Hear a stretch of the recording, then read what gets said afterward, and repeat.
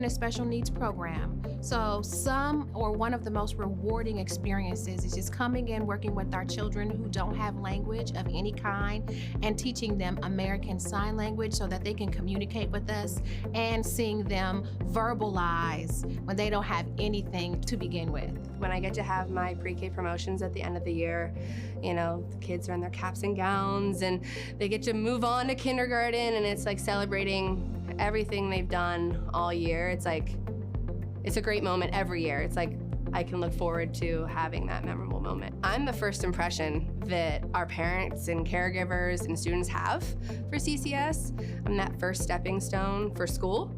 So I feel like I have a lot of impact. Like if I can make their first year with us great, then that sets them up as they continue on. So I'm a big believer in the impact of. Probably one of my most rewarding was when I received the Channel 10 Classroom Hero. I also was a nominated Teacher of the Year in the Linden area. And just watching children grow and go off to college and come back to me, so that's really exciting. I think the work that I do and the time that I put into each individual children prepares them for the future, prepares them for whether they're going to college or not going to college, just so that they become great citizens. You know, I came here when I was 18 as an immigrant, and you know, the district, I went here to the district. So as a student, they helped me out, you know, ESL student who don't speak English. So I just felt like the teachers were very helpful, and you know, now I just want to pay it forward. I just want to help other kids just like how my teachers helped me to be where I'm at today. You know, being the first person to graduate in my family was very hard for me to kind of grasp everything that went to it. But my teachers were there from day one to help every single minute. And one of my teachers even drove me from school to the administration office to make sure that all my papers are in and, you know, everything is set so that I can start school the next Monday. So I felt like that was so poignant, how the teachers cared about the students, their success and things like that. So I just felt like, you know, hey, this is what I want to be. This is what I want to do, you know, just help kids like myself who need help. Because if it wasn't them, I would not be sitting where I'm at right now. The diversity. There are so many opportunities in Columbus that other small towns don't give you. We have a lot of resources here, but just the diversity of the families and the people that live here. For the early childhood educator who's considering a career in Columbus City Schools, do it. We will come rally around you, and you start somewhere, but that is not where you end up. We will grow with you, and you will be surprised at the amount of professional growth and personal growth that you will have working with our children in this district.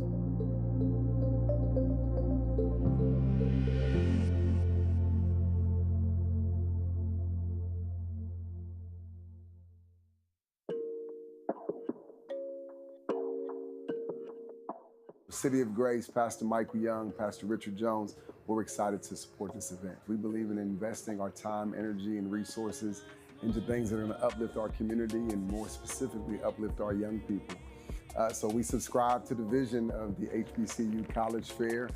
It is exposure for these young people to higher education opportunities. First of all, my mother, she's an HBCU grad as well. She went to Alabama State University.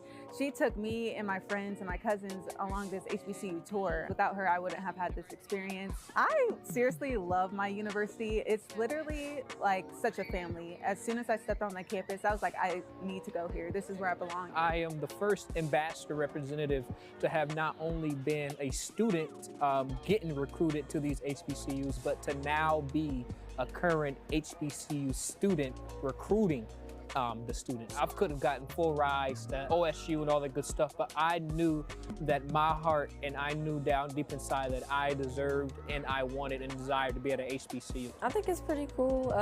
They got a lot of nursing programs. Lawyers, things like that, and it's just so remarkable to witness and just knowing our history. Understand more where they come from, and many times understanding your history helps you prepare more for your future. So to see young people who come from the same classrooms, the same neighborhoods, and the same communities as these young people do begins to create a different type of inspiration and it makes things appear to be more attainable. I shouldn't be alive. And I have the great testimony of being able to say that you stay focused and you stay driven, you will succeed and you will do great things here in life. Dream big. And I know that sounds really cliche, but the sky's the limit. You could do everything you're destined to do. Many times at predominantly white institutions, right, there's a certain part of our history that is not told or is left out. My father went to a HBCU. I'm a product. I was a football player, and I got a scholarship to play at the University of Akron. But my father is a product of Central State University, HBCU. Much of my family from the South went to Bethune-Cookman, Florida A&M, predominantly black universities. And, you know, I've kind of been able to glean from them along the way. The real HU, okay? You're interested in medicine? Howard University produces Howard University, okay? You feel me? You're interested in medicine? Howard University produces the most black doctors in America. Let's speak on it. You're interested in politics? We're right by the right house. Let's speak on it.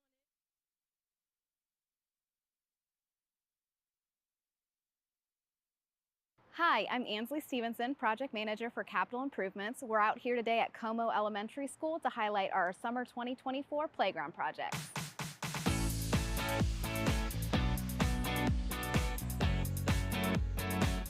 Here at Como Elementary, we've installed a brand new set that's rated for 2 to 5-year-olds. This will support our pre-K program that's existing at this building. Previously, we had no set that was rated for those kiddos.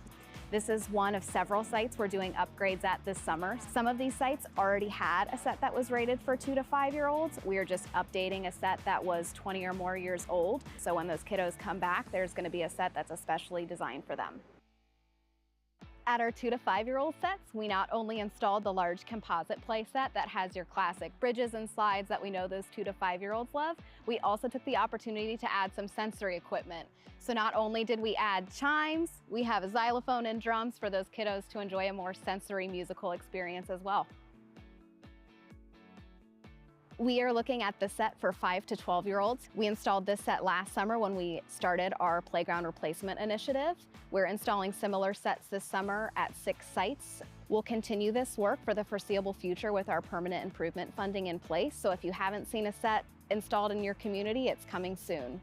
When we installed this set, we really wanted to think about multiple types of play for that 5 to 12-year-old range. So you'll see those taller slides. We included multiple climbing elements to keep all of those kiddos engaged and active in their recess time. At these sites where we're doing playground upgrades, we also took the opportunity this summer to turn what was once a big expanse of black asphalt into another creative play environment. So we've incorporated not only the school logo with our dragon here in the background, but several additional play elements, including a 5-lane track, basketball courts, foursquare, and funnel ball.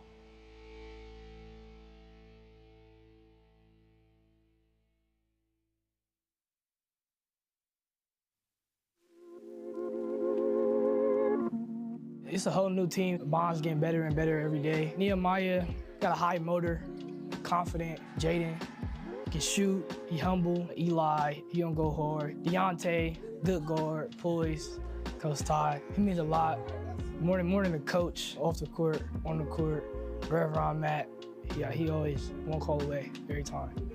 Always there for me. Make sure I'm good, make sure my family good. He's been raised the right way by his father and his mother. Humble kid, hardworking kid. To be honest, I think he expected to start as a freshman. He came in ready. The first time I saw him, I could tell that he was advanced, and he worked. He worked his butt off. He was one of those guys that loves to be in the gym. Doesn't matter, early in the morning. In the City League high school basketball, last year I say Dalen, Noah, he go to Weststone. Roshan go to Beechcroft. Ro, he had like a good 20 to 30 points on us. Noah, he's an underrated player. Nobody really know about him, but he played hard. Got a nice touch around the rim. I think he represents the school really well. You know what I mean? There's been a lot of big-time student athletes that's come through the school, in basketball in particular. And I think he's right up there with anybody, with Seth Towns. The ambidextrous angle is unique. So much so it inspired a Kyrie Irving post on his Instagram. But yeah, I mean, you don't see it every day. You don't see it every day on that level where you can shoot threes with both hands, mid-ranges. You can come out of moves and get to either hand. And it's just a unique thing, man, and it's an inspiration to kids coming up under him. 8th grade, middle school, that's when I really started noticing I can shoot with both hands. At first, I didn't really know it was like something unique. I had a few NBA players talk to me in person and on social media. When it happens, it's like, wow. But I don't really let it get to my head that much because I still gotta get to that level. I got a chance to play in the Kingdom Summer League. That was amazing. Played against all types of pros, all different levels. The main goal, I wanna go to Dayton. I wanna win districts. I wanna go to college. Most of my family didn't go to college, so I wanna get that going in my family. If I didn't make it in basketball, I gotta have something other than basketball that I can go to or have. I wanna study like business or real estate. He'll be a collegiate player. It's about where, you know what I mean? He's a high major talent. He has 2 high major offers right now. He'll be one of the kids that gets to pick what school he wants to go to. College coaches should recruit me because I'm just a good leader, hustle hard, always gonna play hard, do my best. He's a total student athlete. He gets better daily. He loves it. He watches film on his own. He sends me stuff and we dissect stuff. He's always in the gym. He's gonna help a program win on a high level. Averages almost 5 steals a game for us, and he wants to win. I believe he'll play on the highest level. He's on pace to be one of the best guards to come out of Columbus. I definitely want to go to the NBA. After the NBA, I'd like to help kids around the world, especially in the city, just so they can get the opportunity to make it forward in basketball, get people out of tough times around their house.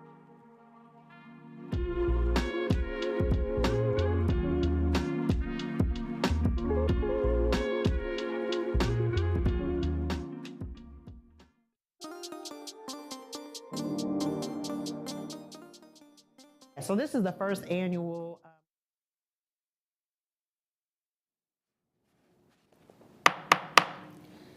Good evening, everyone. I am calling our December 11th meeting of the Equitable and Transparent Resource Management Committee to order. Please call the roll. Ms. Adair? Present. Mr. Cole? I'm here. Mr. Majea? Present. And we do not yet have a quorum, so we are hoping to get at least one more person here. So we are going to hold all voting items, but go ahead and get started with discussion items.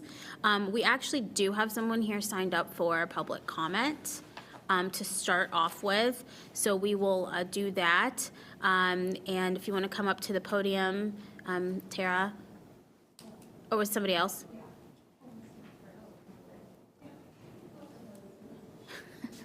Or just come up to the podium, and you have 3 minutes to address the committee.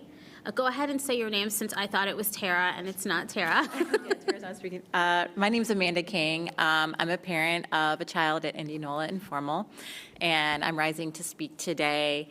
And thank you all for allowing us to speak today.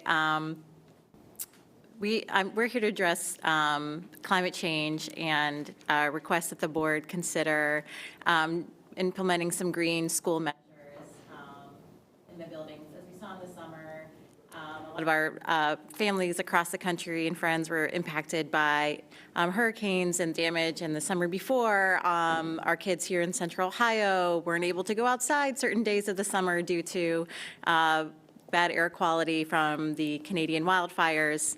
In addition, climate change can have a large impact on our day-to-day from the extreme heat, the taxes our infrastructure, and the taxes on our energy grid system. So we all need to be doing more to mitigate the effects of climate change, and our schools are no different. Our schools are a big carbon user. So I'm glad the committee heard the testimony of Sustainable Columbus and that the city is working on implementing a climate action plan to help the city become carbon neutral. And we're here to ask the school board do the same, to join in that mission and work with all the available partners to utilize all the available resources to upgrade our buildings, both new and old, and make them more energy efficient and sustainable and reduce the district's carbon footprint. As we've known for a while, we're in an age of extreme weather, and we need to make sure all of our buildings and schools are resiliency hubs that can protect our communities and our kids when dangerous weather events arise. So green jobs will be some of the fastest growing jobs, and and that will provide good pay and benefits, which is another benefit to implementing green measures in our schools, that our students, our older students, can be learning and accessing these jobs. So Columbus has the ability to do all of this, and I thank the board for beginning this journey and urge the board to continue to work together and engage the community and make the clear and beneficial commitments for students, teachers, and parents alike. Thank you for your time and letting me speak here today. Thank you so much. And we will be talking about that topic in item 4.4. Okay, go ahead. Sorry. It's okay. I didn't get a list, but I knew I had speakers, so. Hello. My name is Stephanie Wheeler. I am also a parent of 3 boys, 2 of which are currently enrolled at Salem Elementary School, and the next one will be starting pre-K next year. So I am very invested in the future of Columbus City Schools and the health of my local school. And, community engagement and climate change are something that I have been passionate about for a long time. And in fact, over the last year, I have partnered with Columbus City Schools and my local neighborhood to build a new community garden on the grounds of our elementary school, Salem Elementary. And the amount of engagement that we have gotten from the neighborhood and from the school around this initiative has just been incredible. And I see the green infrastructure improvements as a logical next step in that journey, to bring that future that we're working towards into the reality now for our kids and for the future of our school district. So when I went to our community garden stakeholders and told them about this initiative for the green schools, they were on board, and in fact, we had over 20 people come out to the town hall just from my school and from my neighborhood, and people who don't even have kids enrolled at Columbus City Schools, who are taxpayers who supported the levy, came out and showed their support for this initiative. This is something that the city wants, this is something that taxpayers want, this is something that parents want. And so I'm here to thank the committee for considering this resolution, for considering these changes, and urge you to implement this because this is something that will really bring a lot of positivity for our school district and for our city. So thank you. And the last speaker?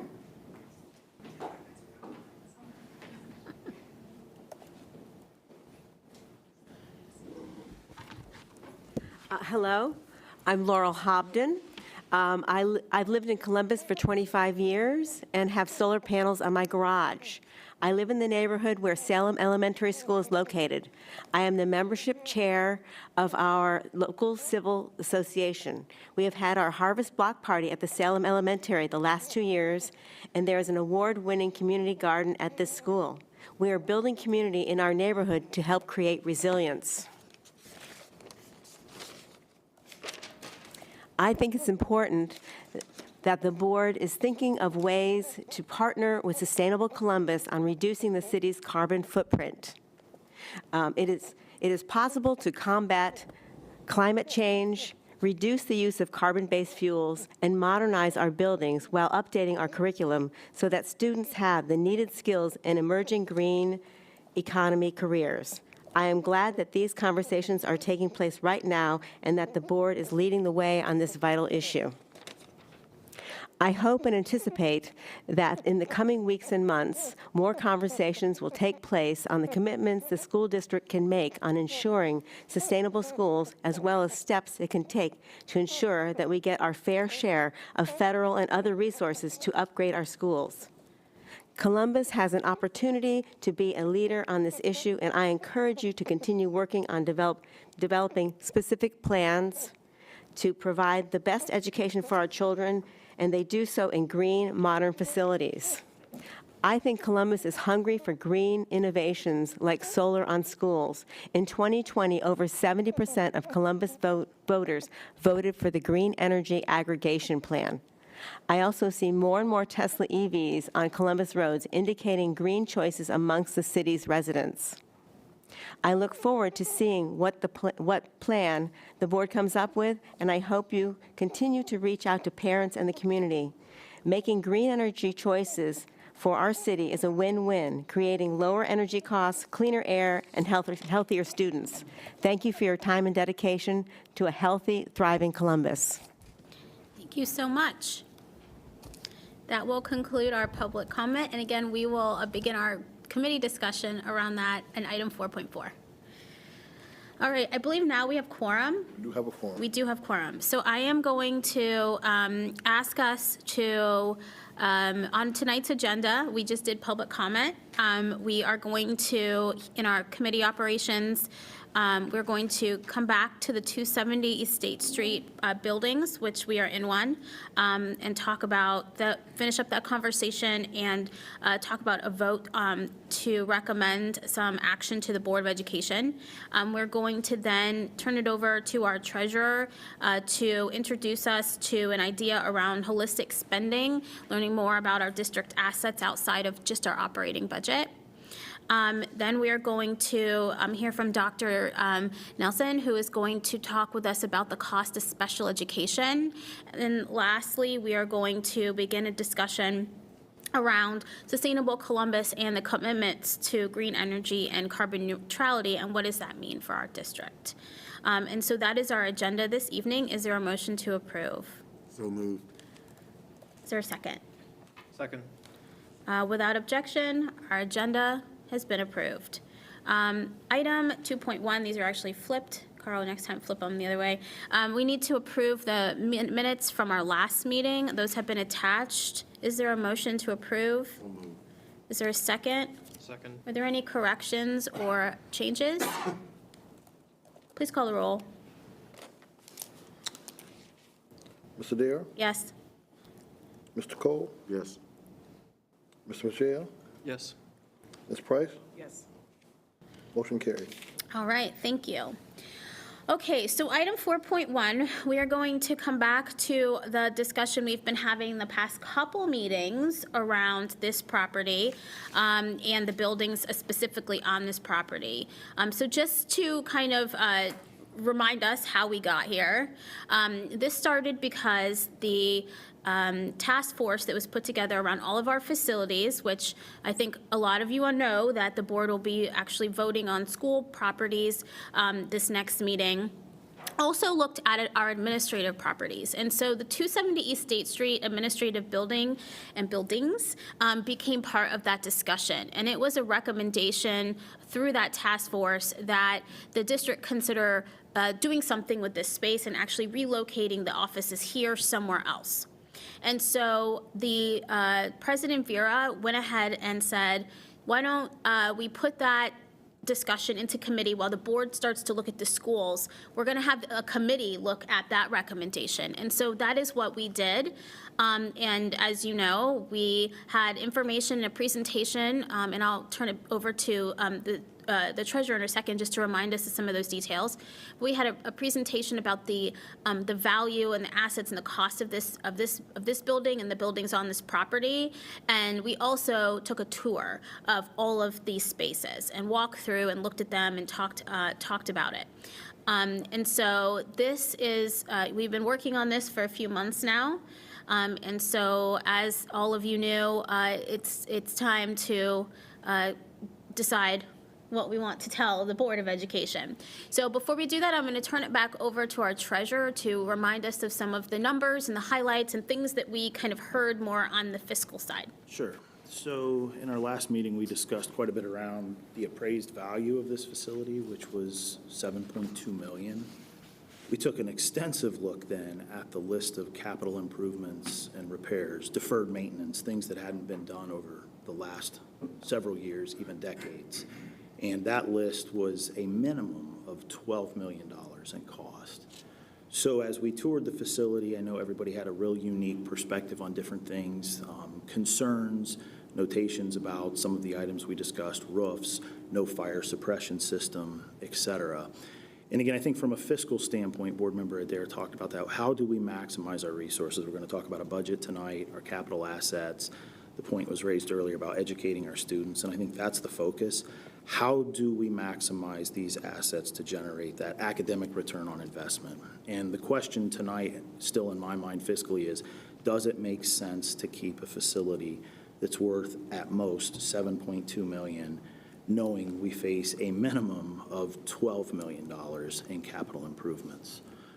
So I think those are the two big figures. We can discuss certainly what makes up that $12 million, but that's the aggregate number that we know we have in front of us tonight. And does it make sense from a fiscal standpoint to redistribute those dollars?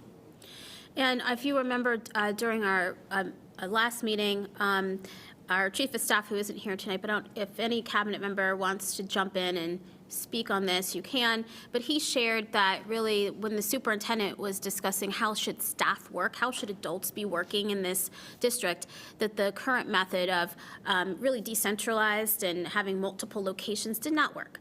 And in her mind, having the ability to bring more of the administrative team together to break down silos and create more space and opportunity for collaboration and communication would be the better approach. So even the way the current building is set up, buildings, one of them we're not really using except for storage, really isn't working functionally either. So just remember that. I don't know if anyone, I know Mr. DeFabo is not here tonight. He's celebrating his birthday. Happy birthday, Mike. If anybody wanted to chime in on the superintendent side, but that was basically what he was saying. So just to kind of remind everybody of the conversation.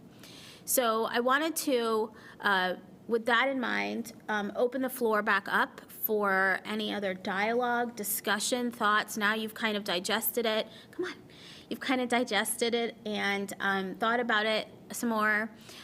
So just kind of open the floor back up for discussion before we decide what we're going to do here. Are there any thoughts, questions, concerns, more reflections?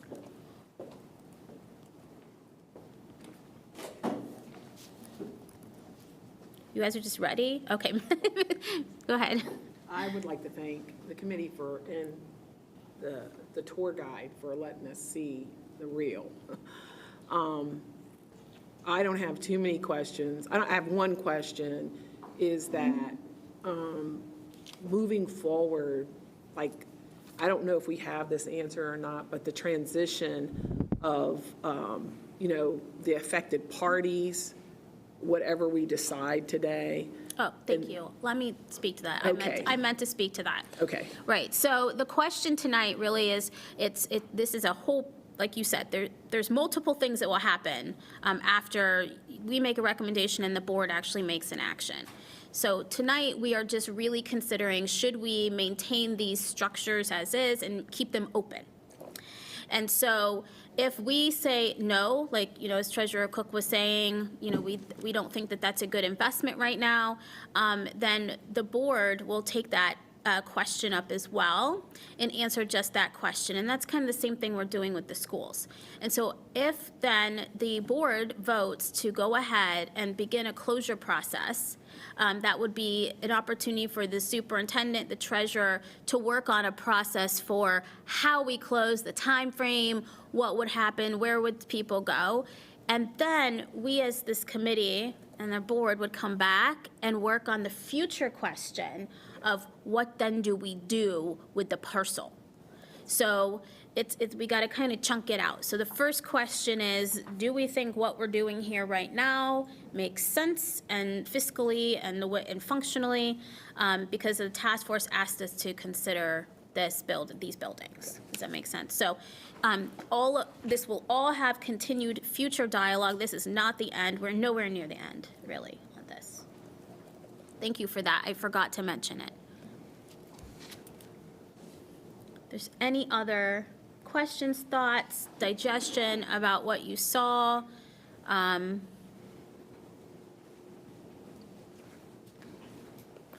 Okay, then. So if there are none, and you don't have any additional questions or thoughts, then I will go ahead and make a motion, and then so what we'll do is officially do the motion, need a first and need a second, and then have additional dialogue, because that's how it works, and then we'll call a roll call, okay?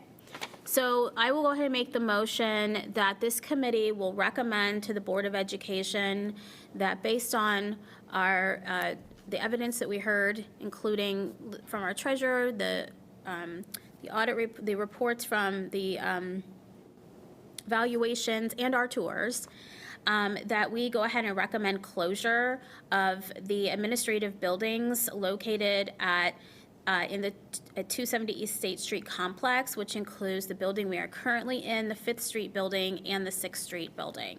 So that is a motion. Is there a second? Second. Is there any dialogue, discussion? I just wanted to note that unfortunately last month I was unable to be present for the tour. I was feeling under the weather. But I feel with the minutes and also some historical knowledge of the building that I feel comfortable to make a vote. And just wanted to point out specifically my background with the protected classes and the emphasis on ADA compliance. And as a government agency or quasi-governmental agency, being a huge emphasis on my reason and wanting to partake in the vote. So I just wanted to note that for the record. Thank you. Any other dialogue? Mr. Cole. Thank you, Madam Chair. I wanted to use it's not really an acronym because it doesn't spell a word, but it is an abbreviation, SCEM. That's safety, collaboration, efficiency, and modernization. Our employees, our staff, deserve spaces that are much more modern, that are accommodating for other things that contribute to culture and climate within a building, within a workspace. So if we're talking about access to even more of a walkable community, if we're talking about access to food resources within the building or near the building, I think it's important that these are things that we're considering moving forward, which is why I'm so very much in support of this initiative. I believe that we can do better, not just even for our kids, but for the adults responsible for our children. So thank you for that opportunity to speak.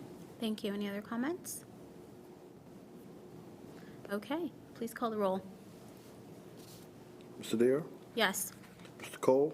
Yes. Mr. Majea? Yes. Ms. Price? Yes. Ms. Upchurch? Yes.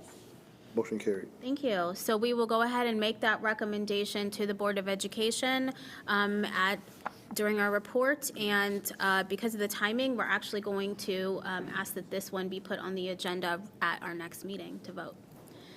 Thank you, committee, for your work. Thank you, everyone who helped us do the tours, who gave us historical knowledge, who did all the money stuff. It was very helpful, and we're going to keep going in the process, so thank you all. All right, so let's go ahead and move into item 4.2. I'm going to turn it over to our treasurer to talk to us about the introduction of a holistic spending view and asset report. Good evening. Okay, maybe that's not going to cooperate with me. Fortunately, I printed a copy of the PowerPoint for everyone, so you should have it in front of you. We could get to that next slide, Ryan, if you can do that manually. There we go, thank you. So I want to rewind back to August when we first met. We did, Jenny Vanover and I did a School Finance 101. Then in October, we spoke about the 5-year forecast. And then tonight, we're going to talk about a holistic overview of our budget as a whole. It's not just general fund. So I think it's important that we set the stage. We're kind of going down through that, what I'll call the fiscal funnel. We've started out broad, and then as we progress through the months, we're going to constrict the information and begin to dive in deeper to each piece of this as we move forward. This first chart, it's got some numbers on the left, and on the right, there's a chart that shows our holistic budget for this fiscal year. The total is $1.6 billion. Again, that's not all just general fund. Think of this in terms of layers and buckets. Within that budget, there's different buckets. There's a general fund. There's special revenue. There's capital projects. There's proprietary funds, fiduciary funds, and we have all of those listed out here. Then within each one of those buckets, much like a 7-layer cake, we've got a 40-layer cake here that contains each individual fund. And within those funds, then there's different ways we can spend those monies, if you recall back to that Finance 101 in August. There's a test after this, too, by the way. We'll see who was paying attention. I'm not taking it. So out of that $1.63 million, 59% of that is general fund between personnel and non-personnel. And that really there in October was the bulk of that 5-year forecast that we spoke of. If you remember, 82% of that budget itself is salaries and benefits, our staff, our people, which is what we just spoke about here a few moments ago. Kicking that down another layer, if we look at our special revenue, these are programs like Title I, IDA, Title II, miscellaneous federal grants. That represents another $195 million. And the federal programs are an important piece of what we do, but they come heavily restricted. Again, you can think of general fund as unrestricted, so to speak. Our federal programs are very restrictive on what we can spend those monies on. And I think we're going to hear a little bit about that in a few minutes. Debt service, again, bond issues, et cetera, debt we've issued for facilities, projects, et cetera, $42 million of this pie. And capital projects. The community was gracious last year. We extended that PI. We received new funds. That represents $92 million out of $95 million in the capital projects budget. Again, that's for our facilities, renovations, long-term projects. That's not salaries, that's not benefits. That's the tangible assets, things we're going to look at here in just a few minutes. On the proprietary fund side, food service, I think that's a biggie for us. I mean, we have to educate our kids, but we feed them as well. So as you begin to think about this budget, it's not just salaries and benefits. There's a whole host of things that go into this.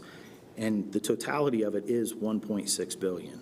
It takes a village. It takes a lot of money to operate, educate, and fund that village. There at the end, total fiduciary funds, agency fund, SCRS, our employee benefits, unemployment, Medicare, athletics for state tournaments go through that. So you can see very quick as we go down through that funnel, we start out very broad when we say $1.6 billion, but as we navigate through each one of those layers and drill down, each fund has different levels based on the needs, and then again, what are we restricted on spending that on? So that's for this fiscal year. As a district, we're in the midst of budget talks right now for next fiscal year. I anticipate this will all change. I have no idea what it's going to look like yet, but we've given the superintendent and her team control totals to begin to look at non-personnel side of the budget, which again here this year was approximately $180 million. If you think back to the 5-year forecast, I referenced Pac-Man, and there's really only so much wiggle room we have outside of things to really balance and make a difference, because again, 82% of that budget is salaries and benefits. We still have to pay the light bill. We spoke about that. So that non-personnel budget, there's really only so much fat we can trim away from that. There's just things we have to do. So again, as we move forward, if there's specific things in different funds, even within those funds, that you want more insight or more information on, I'm happy to provide that. But again, we're trying to build a narrative that we start out broad and then tighten that up to answer questions as we navigate. Ultimately, how are we equitably distributing these resources into the classroom? So we're starting to paint that picture of what we have, what we do with it, and then I think, to me, the equity piece is why are we doing it? How does it matter? So that's what I would encourage you to begin to think about as we speak numbers here through this committee. Can I jump in real quick? Yeah. So I think that, exactly what we're going to hear about special education in a moment, and understanding the funding behind it. And I think a lot of why I asked Ryan to do this is because a lot of times we don't really get to have the conversations about the grants and the other funds that go into funding our programs and our education, because at the board table, we're very obviously focused on the money that's coming in from our taxpayers, which is extremely important. But when we are discussing, as Ryan said, trying to equitably fund our district and our programs and our students, we really have to start looking and understanding the whole picture. And, the question that I've been getting a ton about is, well, what happens if the Federal Department of Education goes away? I'm saying, well, that we get funding, and most of it's grants. So right here, you can see all the different types of federal grants we are getting. If you go back to the other slide, I think if that's up on TV right now, let's go back. There we go. Okay, there we go. You can see in that orange, peachy color, all of the different, not all of those, but some of those are grants. And so we need to start to understand what's coming in from the federal level, what is coming in from our taxpayers, what is coming in from the state level, what is coming in from other sources. And so having just a bigger holistic view of how we are gathering all the resources is important to start a lot of the conversations, certainly around special education, but transportation, and other things that we're going to be talking about. We're talking about English language learners when we come back. We're going to be talking about pre-K when we come back after Christmas. So all of these things are just really important so you can start to see the bigger picture about how things are funded. So I'm going to piggyback off that for just a second. I don't want to put Catherine on the spot, but I know we're going to be working together to do a review of our federal programs, excuse me. And it's important to note this piece tonight is just the budget/expense side of the equation. In future meetings, we're going to show you that revenue side as well and begin to have discussions around, here's the revenue we've received. We're going to pair that up with what we've spent. So that, again, you get an understanding of we got a little, we spent a little, if that makes sense, just to kind of complete that loop for you on the federal side. There is a lot of angst. I get those questions. I've been following the news as well, waiting to see what happens. It's scary. The totals are on here. It's a lot of money, and forget the dollars. It has a huge impact on the classroom. So I think that's why we're all very cognizant, very aware of what's going on. What's that impact going to be if that should happen? And I don't want to scare everyone, because what I tell people is the truth is a lot of this is in law. So to actually change it, it's going to be our Congress that needs to act to change it. It just might be administrated through somewhere else. The dispersing agency may change. Right. So I say don't freak out. Don't freak out. It's going to be fine. But it might make more burden for us to access funds or account for funds later. But there's certainly a question that people are asking. So. We're listening to the noise, but we're continuing to move forward and educate students. That is a fact.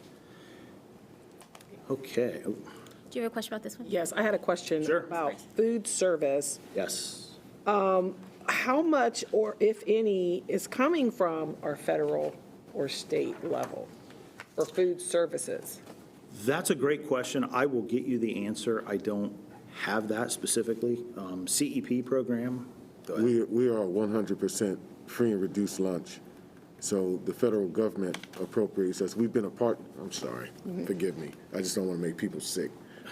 Just put it up and put the mic close. No one minds. We've been a part of a federal food service program for some years now. I would say the majority of my tenure. With that, we are 100% free and reduced lunch. We are 100% free and reduced lunch district. So they appropriate all of the funds for our children to be able to eat lunch. Yeah, I don't believe, and I'm going to defer to Jenny for just a second, I don't think we're transferring any money in from general fund to food service. Okay. Correct. I was just wondering, that's a really high. Yeah, commodity prices over the last several years since COVID have just gone parabolic. It is a massive program when you think potentially we spend a lot on pizza. I'm not kidding. Me too, personally.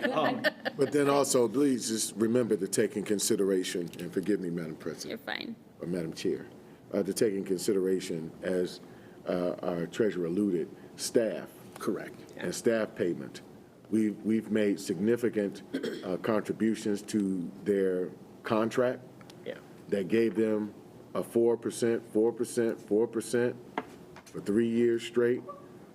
So just take in consideration, too, that this is costing human capital.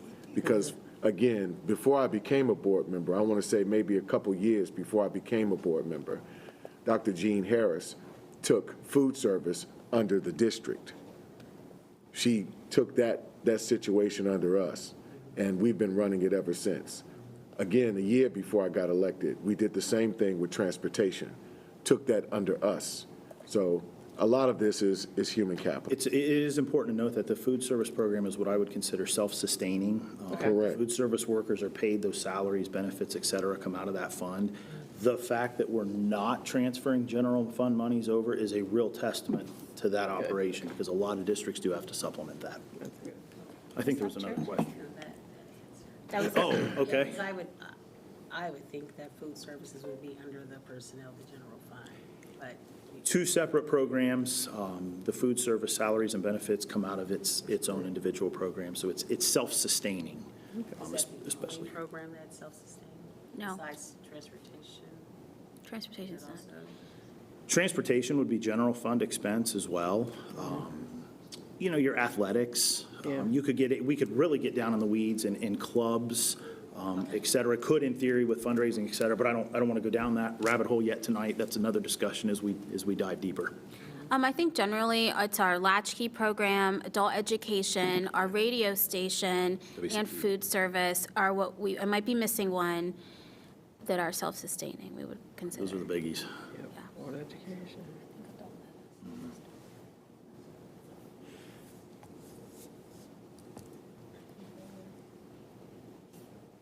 I'm striking. The next slide, everybody. There we go. Ryan, if you can advance that for me, that you would be a lifesaver. Thank you, sir. I feel bad. It happened yesterday, too. So as we talk about our capital assets, the stuff that the district owns, just over $1 billion.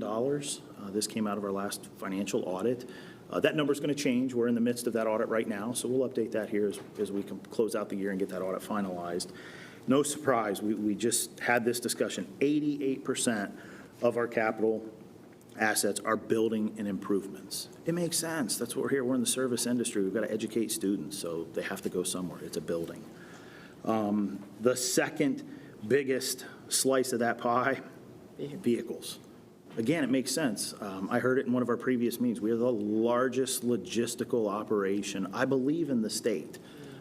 So when you think about that, I know Mr. Woods has had a lot of angst and discussions about transportation this year. It's a huge piece of the pie. Again, my goal with this report is we're just going to touch on this at a cursory level, and then we're going to begin to work our way through this as we talk more about facilities and how we really maximize these assets going forward. What does that look like? What does that mean? I know Mr. Trevino has presented on that, Mr. Woods as well. So we'll drill down on that. Same thing with vehicles. We've got a top-level view tonight, and then how many buses do we have, how many passenger vans, et cetera, et cetera, et cetera. But I think that gives you a good look holistically at what are our assets. It's our properties. It's what the board's been engaged on with the task force for at least the last year. How do we maximize this? How do we reimagine and think about how we educate students and how we do business to really capitalize and drive these assets to almost another income-producing base for us as a district? Because, again, we have those challenges with the 5-year. We'll talk about the things that are coming in. So if we can maximize these assets, especially that 88%, which is our buildings, there's potential opportunity there then to enhance what we do overall. So that's my goal tonight, just kind of give you that broad overview. If you have some more questions on that, I'm happy to try to answer them. Yeah, and on the asset side, I mean, obviously these are the community's assets. Correct. Right? And it's the board's responsibility as part of our elected fiduciary duty to manage these assets well. And so that's why it's important that we talk about them in this way, very transparent. Like, what do we have? What do we actually need to manage? And start to put like holistic strategy around it. And that's happening in our operations, that's happening in our finance, and that's happening in our academic side too. So we have the right alignment. So again, really high level, but just a good reminder about what the purpose of this committee is and how, as we approach conversations, especially around programs and buildings and future things, we keep all this in mind. Are there any other questions for our treasurer? Awesome, thank you. You're welcome, thank you. All right, we're going to go to Dr. Nelson. We're going to talk about the cost of special education. Before she gets started, this presentation, along with ELL and maybe pre-K, that one kind of popped up on our radar too. These all stem from the conversation that we started last time around transportation. And if you remember, Mr. Woods was talking about, different ways that we could look at transportation and try to think about it as how do we manage that asset better, right? And really not just for our student side and like making sure kids are getting to school faster and we're doing everything we need to do, but really in terms of, how many personnel hours, how many buses, how much gas, how much, all of that stuff, that we are looking at on kind of under the lens of this committee.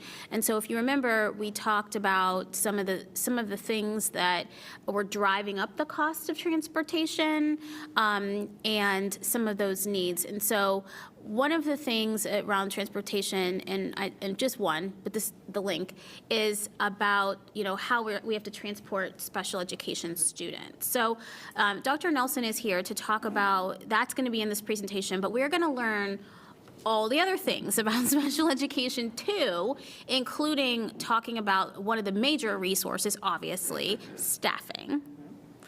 So I'll turn it over to you to help us understand the cost of special ed. Great. Well, thank you, Board Member Adair, Board Member Cole, and the rest of the committee. So I will get started. I do want to take a moment. This presentation is really a collective effort from Mr. Cook and his team. Our Ms. Vanover, Ms. Gregg, I saw earlier, was helping. We also had members of our transportation team on the phone yesterday and today pulling together costs. So while I'm here presenting this, and I'm sorry, Andrea Richardson and our federal programs. So while I'm here sharing this information, it really is a combination of all the work that everybody put into what I'm going to share with all of you today. So this is just a couple of the items we'll be talking about this evening. It is working, Mr. Cook. I noticed that. I must have bad fingers. So I had the opportunity last week to meet with another Board of Ed subcommittee. And one of the things, anytime I have an opportunity to meet with community members, with our board, we always just begin the conversation saying that our guiding principle for us as a district is that all of our students with disabilities are gen ed students first. So I'm going to talk tonight specifically the cost associated with educating them for their special education needs. But this is in addition to the fact that we are also educating them as general education students. And it's really important that we continue to remember that as we move forward. Our core value that we continue to highlight throughout the district is that special education is a service. While our students go to classrooms, special education is a service. It is not a place where kids go to get what they need. We really need to be thinking, again, holistically about where and how and when those services are provided. So as we begin, obviously, as we're talking about our students with special education, the work that we do, as all of our individual groups of students, our students with disabilities are included and they are accounted for in our Board of Education goals. The alignment is that every one of our students is represented in our outcomes. So our students with disabilities are certainly represented in that data, but it is also incumbent upon us to make sure that we are focused on their progress and their student experience because they do ultimately impact that outcome data. But most importantly, what we do all day, every day in our classrooms, help them to get to that next step in life, whatever it is that they choose to do, to become citizens and adults that can sustain themselves. So as we get going and we begin to look at finite cost, please know that this is really about, we take the approach that we're focused on the continuum of options, but we're also focused on this person, this child as a whole student, and really with the outcome that when they leave us with that piece of paper, they are ready to take that next step. So here is to kind of hit the ground running. These are the three, so to speak, buckets that support our students with disabilities. As Mr. Cook said, obviously the largest total is personnel cost. So we are currently, now the left-hand column represents what we spent for personnel for fiscal year 24. We will have our, obviously, fiscal year 25, but we didn't add in the additional staff, so this number should be pretty consistent this school year. That $118,477,000 includes the employment of about 1,250 people. That includes all of our intervention specialists, I didn't list them all, but just to give folks an idea, this includes our intervention specialists, our instructional assistants, child care attendants, school psychs, our special education coordinators, we have administrators, our speech language pathologist. The list really does go on, and if you want an actual comprehensive list, I can send that. So that is what and that number includes our salary and fringes, so that is obviously the largest bucket. Obviously, our people make a difference, and so we invest a great deal to make sure that we have amazing people that are meeting with our kids every day. Our second bucket, as Mr. Cook talked about, is our non-personnel. So we are allocated X amount of money from the general fund, and it is really based on what our needs are to continue to support our students. So this current year, we have $6 million, about $500,000 in non-personnel cost. And again, not a completely comprehensive list, but this includes the curriculum materials we purchase. We have some specialized resources that we use for our students. This includes our compliance. So we use a program called Same Goal for IEP writing and progress report writing. This includes equipment such as sensory tools, standers, changing tables, wheelchairs, walkers, all the sorts of things that our students need to be successful during the school day. It includes technology, so we have what we call augmented communication devices, or AAC devices, iPads, colored printers to print materials related to the curriculum that our students use. This includes assessments such as test kits, protocols. So again, not an extensive list. It also includes professional development, so just some general ideas of how we utilize those funds to support our students across the district. And then our third bucket solely for special education is our grant funding. We refer to it as our Title 6B or Title 6B funds. It's our IDEA grant money. I gave you last year, fiscal year 24 and fiscal year 25, so you could just see a little bit of that trend. This current year, we're a little bit lower in our in our federal contribution. For fiscal year 25, we received $14,581,795 from the federal government to support students with disabilities. The non-public set-aside is a requirement that all school districts have because it's federal money that supports educating all students with disabilities within your community. The Ohio Department of Education is they automatically set this for us. So when we receive our notation of what our total funding is for the year, it automatically includes the non-public set-aside.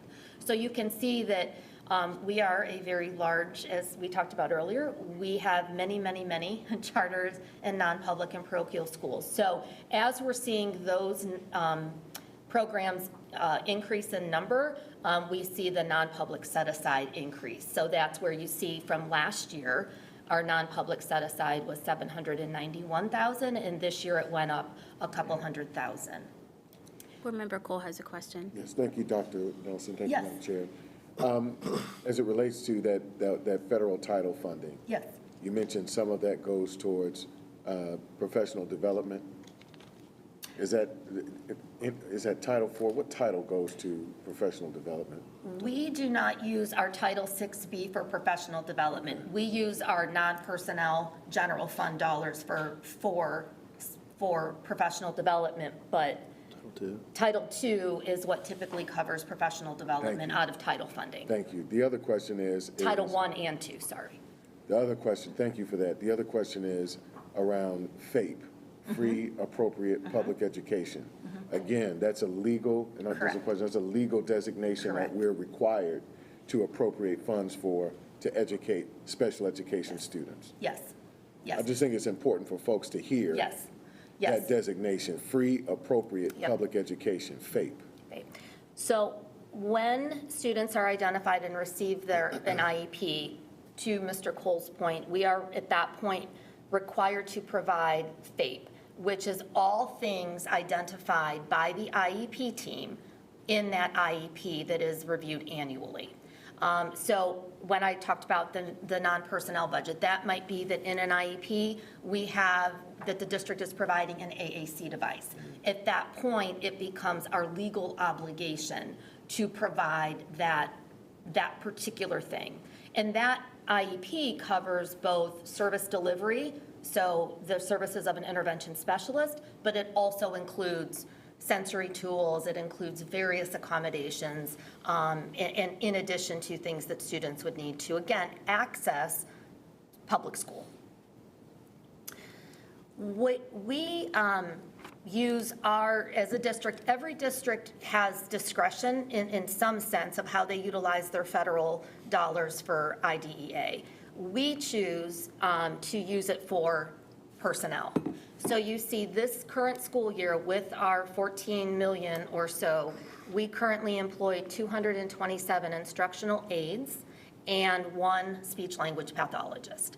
So, and we're going to talk a little bit as I go further on, because Mr. Cook talked about how we're going to maybe rethink how we utilize our 6B monies in terms of how, what that's going to look like. But we've been talking over the last couple of years about the best way to maximize that funding source. The funding source is predicated on the number of students we serve with disabilities. So it's reviewed annually. That's why it changes annually. It can go up, it can go down. As board member Mr. Cole has said before, since its inception, IDEA 6B, the federal law has been significantly underfunded. It was never intended to fully fund all that you're going to need to do as a school district for special education. And that has been historical since its inception in the 70s. Yeah, I have a question. Yes. Okay, how much is spent towards students that go to charter schools that need our services? That's a great question. That is dependent on, we have to do what we call a meeting with every charter school to determine what they would like. So it's specific to each program. In each program, we have a conversation with each program to determine what they want and what types of services they want. So it's not a flat dollar amount per school. Okay. And then I have another question. Who writes that IEP? Who's responsible for it? For students that we serve or students in non-public? And that go to charter schools that we have to service? Yep, it depends on the type of program and it depends on how the student is getting there. So if they're using a scholarship, the District of Residence, Columbus City has to write. If it's a program that's not using our services, they might write it themselves. So it really depends on the type of program and how they are utilizing services. Now, does the charter system are they ever charged for our services? How's that work? Some things we cannot charge for, but some things they utilize the funding source for. Okay. So, like for example, we cannot charge charter school districts for another term related to special ed is child find. If there's a student in a charter school who there is a suspicion of a disability and the parent is asking for an IEP, we are required to do that evaluation at no charge to the charter school. We cannot charge them for that. But if that charter school wants school psych services, we could potentially charge them to have a school psych at their building to do other things. So it gets really complicated and you get in the weeds on the different types and how they're accessing services. Okay. So what the previous slide did not include is transportation costs. So transportation costs are managed by the transportation team.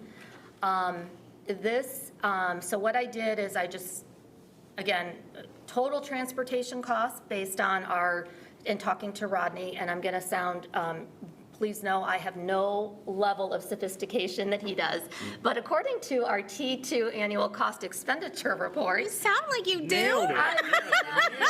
You call him 3 times frantic and he will give you what you need.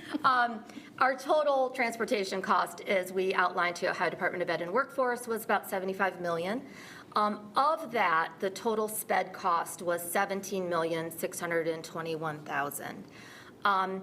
I did, purposes of this committee and kind of what we're doing and how we're transporting, I know, we've continued to talk collectively over the last couple of years regarding transportation because this is a huge issue for our transportation department because, as noted on the slide, 56% of kids with disabilities in our district are transported to a different school because we do not have services in their neighborhood, either in their neighborhood school or in their region.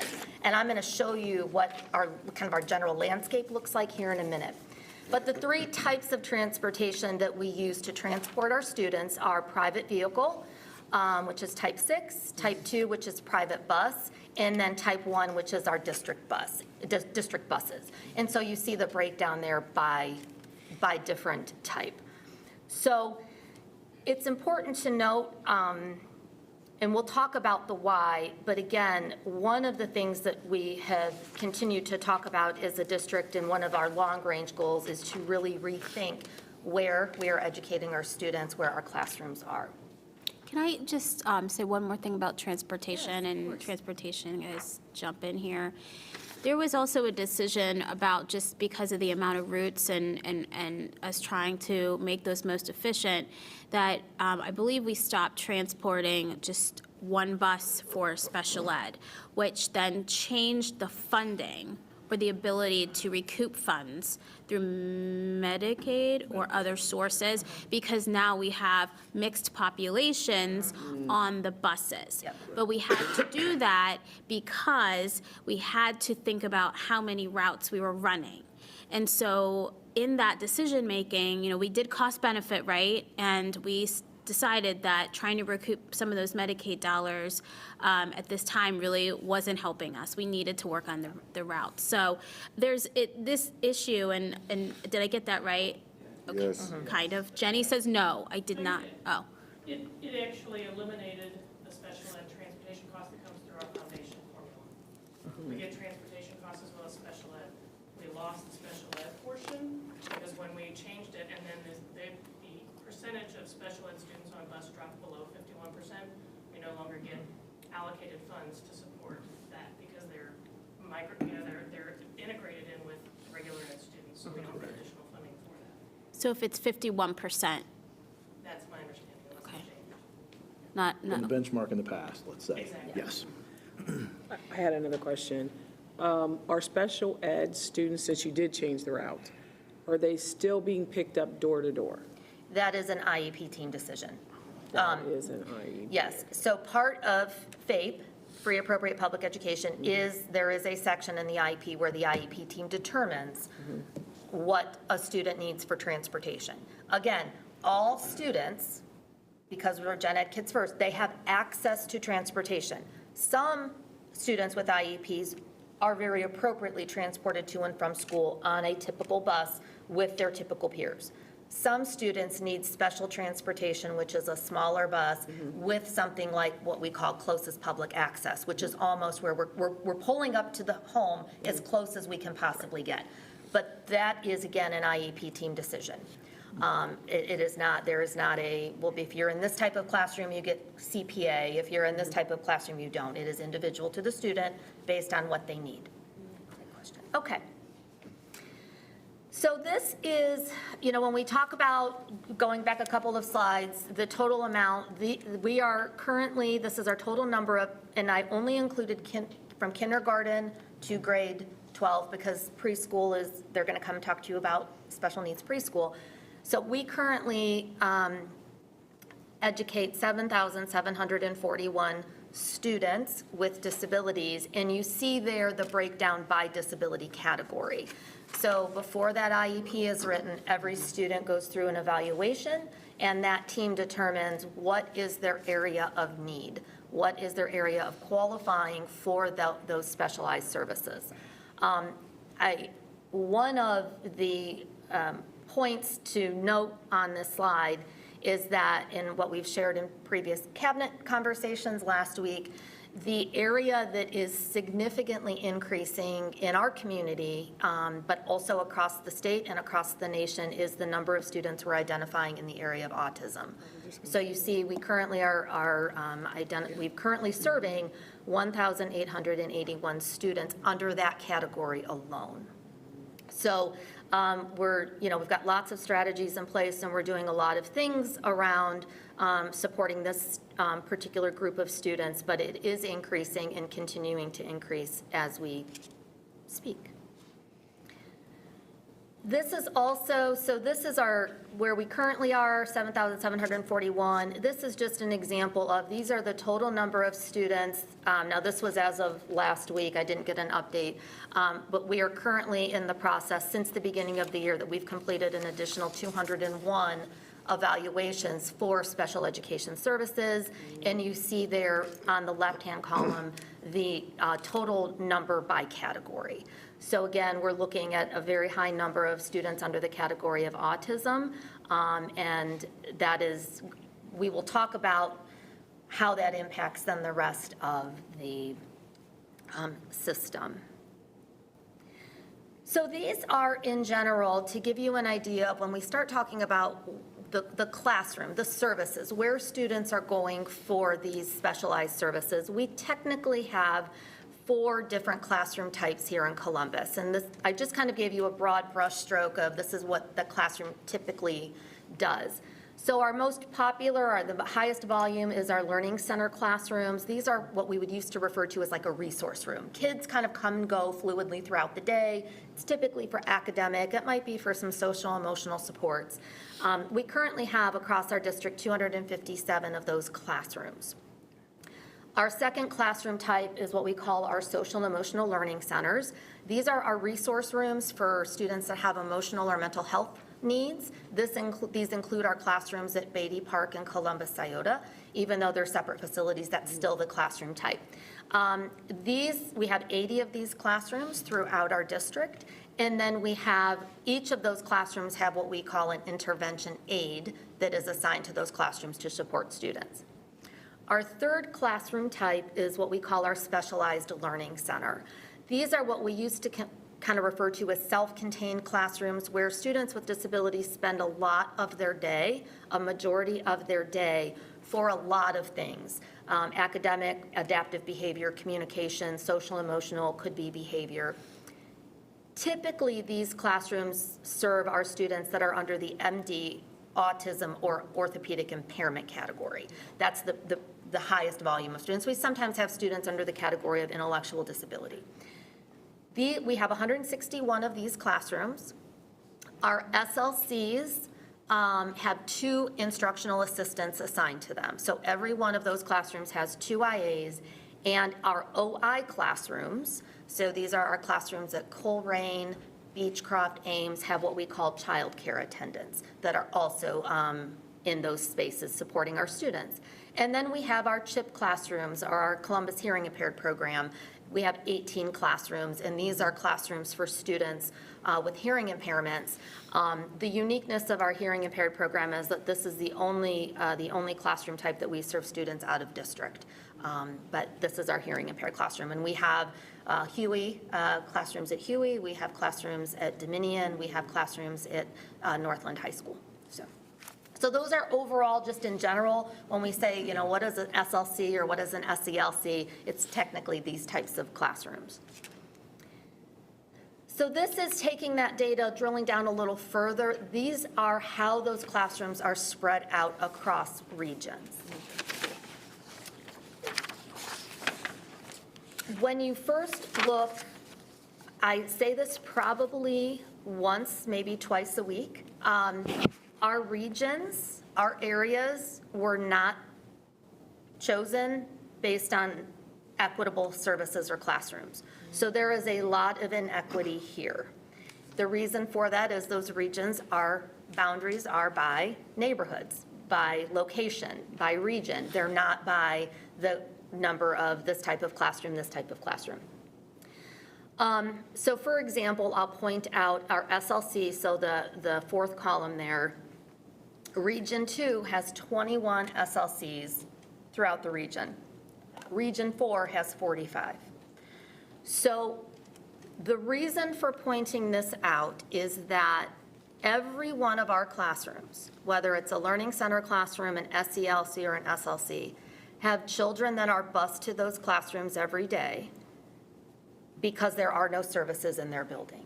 So we could have a student, for example, that has a reading need and is identified under the category of specific learning disability that we bus from his neighborhood or her neighborhood school to a school that's 2 or 3 regions over. So what that does for transportation is the minute that our data is only as good as the next evaluation and IEP that is written. So our transportation department is constantly having to reconfigure and restructure routing to get 56% of these students across the district on a given day to and from school. In addition to that, what I've shared with other committees and with our cabinet is that, as they all know, but continued conversation around, we have families that have children in multiple buildings because maybe 2 of my children go to their neighborhood school, but my 3rd child goes here and my 4th child goes here because they need special ed services. So when we're talking about strengthening our community within those regions, it's really hard for families who have to make that choice to say, my child can get no service here in Building A where their siblings go to school, or I can put them on a bus across town. In addition to that, some of our most vulnerable students are on a bus for nearly an hour one way because we're, again, taking them across the city on a good day without any orange barrels or any of the other things that happen in a given day around trying to travel around Columbus. So this issue is significant from the standpoint of when we look at those resources and we look at the cost. Yes, there is cost associated, but there is also all these other things that are ultimately as important, which include children being educated in their neighborhood school or as close to their neighborhood school as possible. I point out the classroom type, and I just point this out as a notation because one of the things that we do here that is unique in Columbus City, as I mentioned, this is the table from the Ohio Revised Code that establishes what our caseload requirements are. So our caseload requirements based on category are outlined by the Ohio Revised Code, and it also includes how many students we can serve what we call per instructional period, which is the number of kids I'm educating in front of me at that time. And then it also indicates the age range. So if we have a caseload of students that are only qualify under the area of cognitive disability, if you're elementary or junior high, a teacher can have 16 children on her caseload or his caseload. The high school could be up to 24. But per instructional period, we can only serve 12 children. At the elementary, junior high. At the high school, we could serve 16, and we could not have children on that caseload that are outside a 60-month age range. So that's how that table is interpreted and to go through that. The notation that is important for us is we're continuing to talk about equitable resources and how we're utilizing our personnel. The Ohio Revised Code for certain classroom types, and you see them noted by the asterisks, we need to have at least one full-time professional for our paraprofessional. Ohio Department of Ed and Workforce refers to it as paraprofessionals. We call them instructional assistants. We have traditionally always had 2, every SLC has 2 IAs attached to the classroom. So that is, in a sense, over and above our bare minimum requirement of at least 1 per classroom. The other area to just highlight is that we also, the Ohio Department of Ed and Workforce basically identifies one category of support for special ed, and that is a paraprofessional.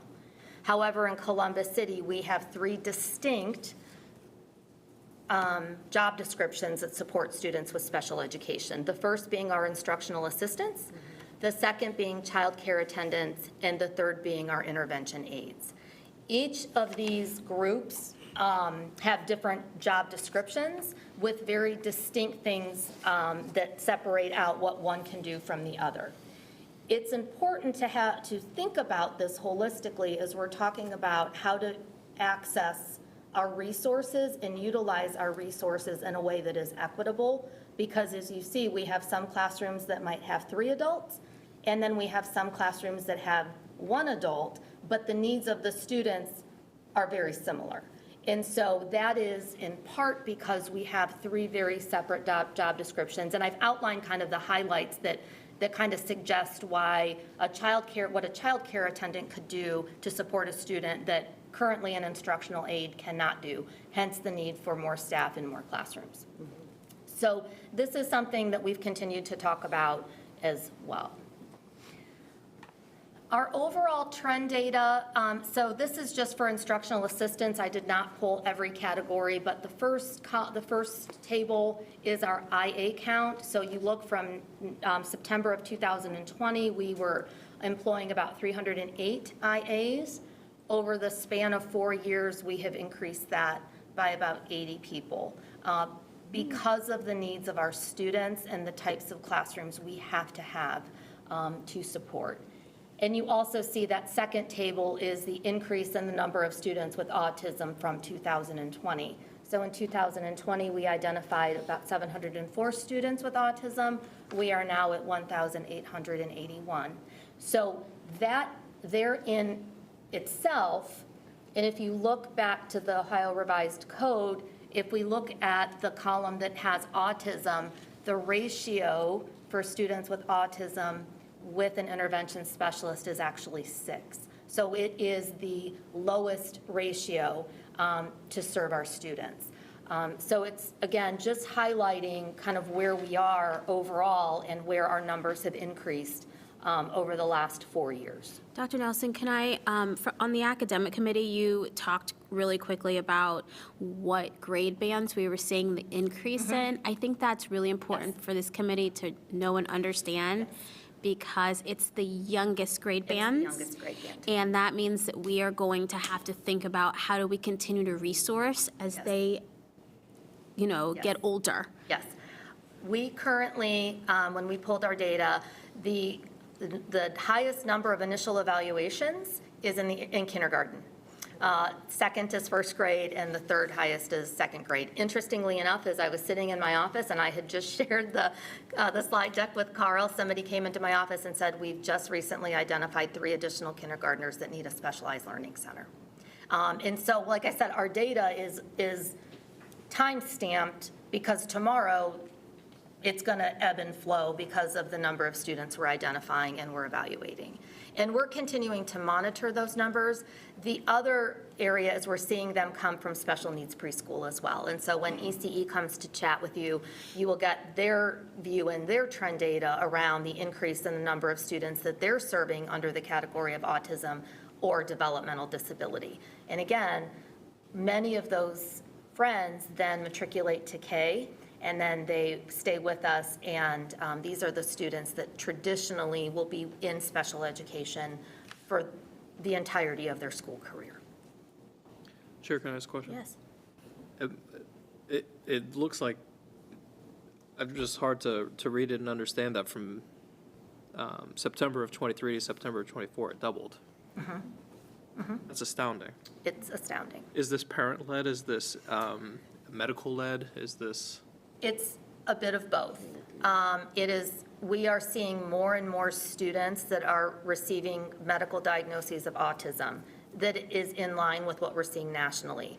At the other presentation, and I can share with you guys the data, but I forget the exact number, but in like 13 years ago, we were at like 1 in 150 nationally of children that were identified medically with autism. We are, since that time, and since 2020, we're at 1 in 32. So that is what we are seeing. Now, one of the things that we're also doing is working with Dr. Bodie and her team to help to educate the medical community on, yes, there is a medical diagnosis, but then we have an educational process that we have to go through. So just because there is an outside medical diagnosis, we still have to do an evaluation to determine IEP services. But most often, what we're seeing in classrooms is these are students that have significant challenges, significant delays in communication, adaptive behavior, very minimal pre-academic or academic skills that are with us now in SMP to kindergarten or K to 1. Yeah, that was kind of my next question, because I imagine that, we talk about the autism spectrum, that not every student is going to have the same needs. So I didn't know if there was medical restrictions or other reasons why, or I guess my question is there a greater data collection about within the autism IEP designation levels of extenuated needs for that, and what that looks. So we don't have to break it out today, but that would be. We can definitely start pulling some of that data and get back to you in terms of, okay, if you have a student that is eligible under autism, what services are outlined in their IEP. Most often, the service that we're seeing in this, when I did my budget meeting last week, one of the things that we talked about was the need to increase our speech-language pathologist, because most of our students with autism have some level of communication need, whether it's understanding social communication or receptive language is lower. So we are in need of more speech-language pathologists to serve that need, because by nature of the diagnosis of autism and then eligibility, there has to be a communication deficit. Yes, but I can start looking at that for sure. So the red table on the right, as we started pulling data and started preparing for our budget meeting last week, one of the things that we looked at is just the categories of the number of students that qualify under the category of multiple disability and autism, and we currently are at 2,326 between those two categories. Remember the slide, I said this is the total number of specialized learning centers. Primarily, our students with autism and multiple disabilities are served in our SLCs. We currently have 161 specialized learning centers across our district. The ratio in those cross-categorical SLCs, assuming that one of the students, at least one of the students on the caseload qualifies under multiple disabilities, is 8. If you do the math, taking that number divided by 8, and then subtracting the 161 classrooms that we have, we're in, just to be compliant, and we need an additional 130 SLCs throughout our community. So this is something that, again, when we're talking about resource management, I did not ask for 130 teachers because obviously there's a lot more to the story and more work for us to do, but we are definitely going to need more staff simply to remain compliant, but also, again, to serve our children well. Because one of the things that is we've struggled with that I shared last week when I was at the subcommittee is that we are compliant in terms of students are getting their IEP minutes met, because every one of our classrooms, despite our staffing challenges at the beginning of the year, have a licensed intervention specialist working with them. But it is the totality of their student experience. We take phone calls all the time with parents who are saying there are a lot of kids in the classroom, and they are 100% correct. We have a lot of students that have a lot of needs in the individualized attention that they need to make that appropriate progress, to make that reading progress, math progress, and get them further along the path to earn their diplomas. It's really, really difficult. So when we looked at just, and again, this is courtesy of the treasurer's team, just these minimum requests which help us, we're looking at an additional $9 million in personnel cost. And that does not include the non-personnel cost and all the other things that we need to appropriately educate our students. So, trying to think. Our long-term strategies, as we continue to talk about resource management and service delivery, is realigning our special education classrooms to serve students in their home school or their home region. We're also working with the EL team, because in addition to our students that have special education needs, some of them have EL services, so we have families trying to make, and in a lot of spaces we don't have both. So we're also now kind of, okay, what's the more primary need? And as a district, as an EL team, as a SPED team, as an academic service team, I know this doesn't sit well with cabinet or with our board, that we're having to really decipher what's more important, what service requires the most attention today. So aligning those services together across the regions more equitably, really looking at a continuum of service delivery in every elementary school, and then creating what we're going to call a cluster model. We are not going to need an OI classroom in every building, but we are going to have to look at like our OI services and how we can spread those services out so that our students that are not on a bus for an hour a day. So those are some of the work that we're doing on kind of big picture. We're continuing to do an equitable staffing review, looking at the number of ISs, IAs, related service staff. As I said, we've been very transparent and honest about we're going to need more teachers. The allocations for teachers and additional staff, the staffing part is secondary to that, but we are definitely going to need more allocation. And then we want to make sure that we're doing an annual staffing review that has the ability to have flexible staffing placement opportunities. We changed job descriptions and we repurposed some positions to be itinerant so that we can move people a little more flexibly because oftentimes when it comes to our process, we don't know where all of our kids are in February and March. So we need to have an ability to move our staff a little more freely and not have to wait a year. As we mentioned, we're going to go through looking at our IDEA grant and the salaries that we're charging to the grant to make sure that we're maximizing that and talking about do we want to utilize that for more certified salaries as opposed to classified. So that's ongoing work that's collaboration between many of our departments. And then obviously, because we have so many students whose teachers have above caseload requirements, we're going to be providing some comp services either during the school day or in the summertime to make up for the work that we were not able to do as a part of that child's free appropriate public education. So what questions might you have or additional information that I can get to you that we've not already discussed? It was a lot. I have a question. Okay. Have you discussed using the teachers on special assignment to create some of these centers or resources that you need? Yes, this past school year, one of my previous presentations, we actually repurposed quite a few teachers on special assignment back to classrooms because while it was a difficult decision because we want our staff to be to be working in the roles that they want to work in, we had to prioritize our student needs at the time. So we repurposed over 30 TOSAs or coordinators back to classroom positions this school year to account for the staffing issues we had, the staffing challenges we had. Okay, and my second question would be, did you train them, retrain them, give them some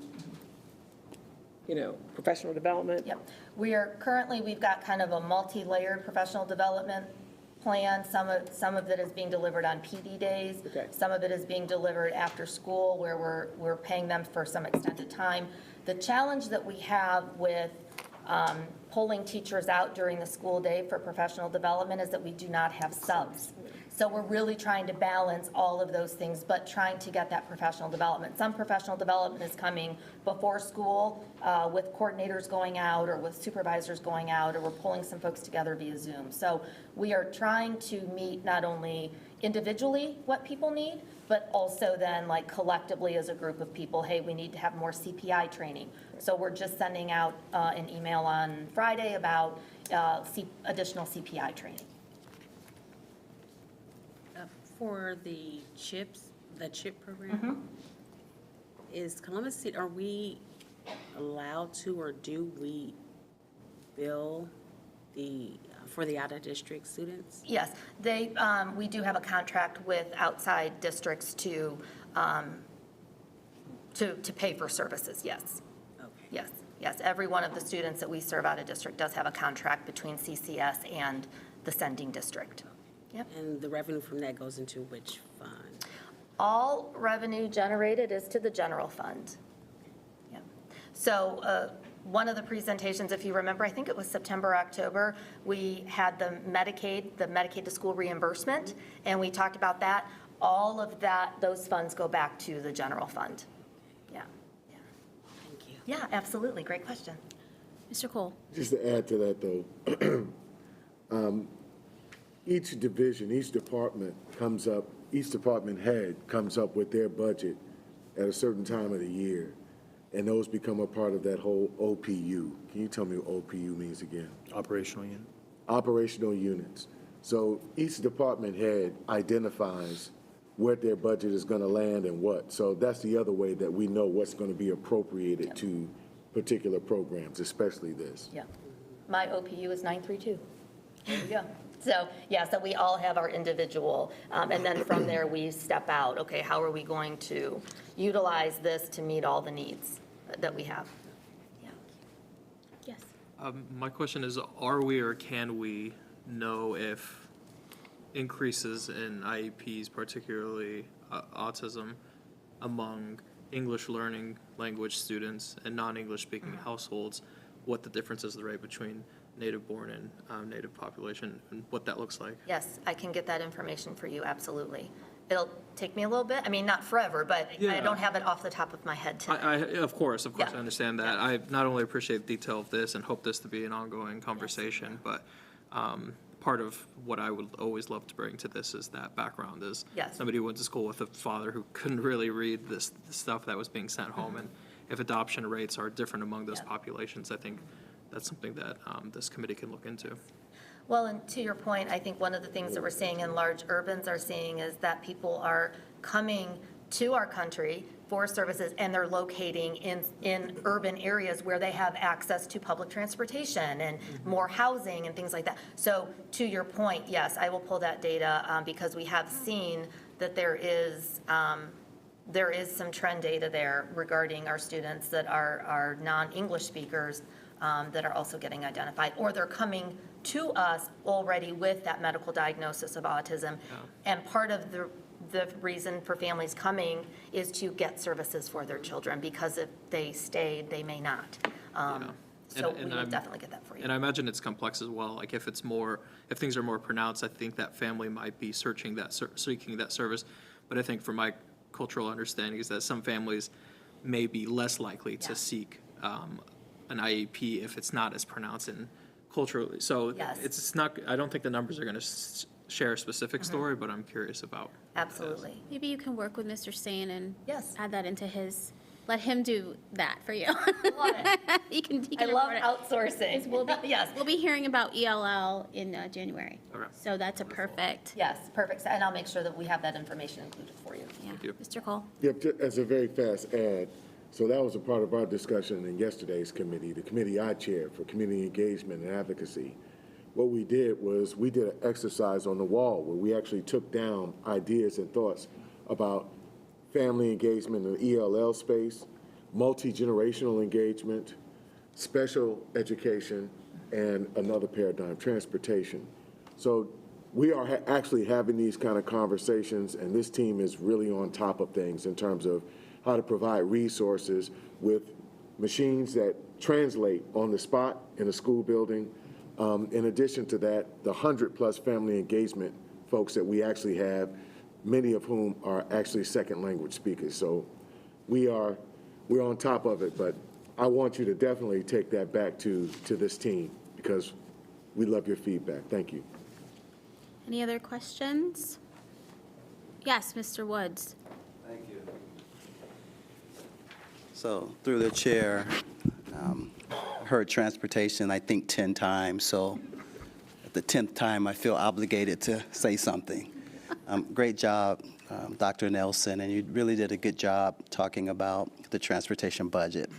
So I just you talked a little bit about autism specifically and how it's doubled from 23 to 24. Can you just talk a little bit about where that trend's going for 25 and 26? Do you expect it to double again, or have you seen any detail or information on that. I don't expect it to double again, but we will end the year with more students under that category. I don't know, we will probably get to the near 2,000 mark based on what we're seeing. As I said, since August, so from the first part of the year, we were at 71 students under that category. And our percentage, every year we kind of look at, okay, when we take a student through an evaluation, what is the percentage of those students qualifying? We are at like 88% of the students that go through an evaluation that do get identified. So I expect it to increase, but it should not double. Yep. Thank you for that. And I know we've been doing a good job collaborating, so thank you for working with Mr. Rodney Stufflebean. Can you just talk a little bit about the conversations that you all have had about the transportation budget related to some of the trend data that you talked about today? Thank you. Yes, absolutely. So Mr. Stufflebean and I spend a lot of time on the phone, typically talking about how are we going to transport, what are we going to do, what can we do. But the last couple of days, we had the benefit too of our representative from OSBA that's working with us was also in district. So we got on a call yesterday and they walked me through the different types and what we're spending per type. He talked about the difference in funding. I did not even attempt to speak to the difference in foundation funding because after a while I was like, this is like so in depth, I will clearly not get this correct. But they helped me to understand, because what I was trying to do is just be able to represent that of what we spend totally, we are spending an awful lot of money on special education, and the purpose of that is because we are transporting students all across the city. And again, what's not represented, what we talk about a lot, qualitatively, is the strain that it puts on the department to rework routes pretty much on the every other day. Absolutely. So I think we have the quantitative amount, but we also have the qualitative aspect of how many times within a week that they are having to redo routes to get kids, again, to their free, appropriate public education, to get them to those services. In addition to that, we also talk a lot about once we identify a student, as we've mentioned multiple times, we are legally required to transport, to educate. It is our job as a district to figure it out. So when we have a student that is struggling behaviorally, we had a meeting yesterday before our budget meeting on transportation because we have a student who is really struggling on the bus. And so Mr. Stufflebean is constantly working with his staff and his supervisors to support our amazing transportation department to work with our students, to continue, because we can't say we're done. We have to figure it out. So in addition to the conversations we've had just about the budget alone and what it costs and the different types of transportation that they've had to come up with to get all of our kids where they need to be, it's also those qualitative conversations around where and how we can do more. And we're having to that point, we're having students come in with these very specialized prescriptions of how they should be transported. And so constantly talking about, what is appropriate within what we can do as a school district and what services we have to provide. So we are talking quite a bit about a variety of things, but the budget itself was very much centered on this is what their department spends for transportation, and then this is kind of the special ed component of that as it relates to those three different categories and the total number of students that we transport on the daily with special education needs. I don't know if this has ever been calculated, but for the transportation department, do you know what is their cost to I don't know what to call it. It's not really a change order, but like when we make a change to a route, do we know a cost figure for staff time or whatever goes into that? Yeah. So through the chair, thank you for the question. What you're asking me is like, do we have like an average cost change due to a change in the route? And I haven't seen that data. I think there's too many variables involved. It's a great question. I would like to get that data, right? But I haven't seen it to date. Okay, thank you. And I think it's important to note too, because the other thing that impacts and I certainly do not want to speak for our amazing transportation experts. However, when we change a route for one student, that changes the route for every other student on that bus. So I think, we have this kind of cyclical kind of thing that happens, not just for the student with a disability, but any other student who's on that bus, whether they have a disability or not, whose route may potentially change by pickup time or drop-off time. And while it might be 5 minutes or 10 minutes, that is a lot for families who have a routine in the morning, and now it's mid-October and your route's changing, and then it's going to change again.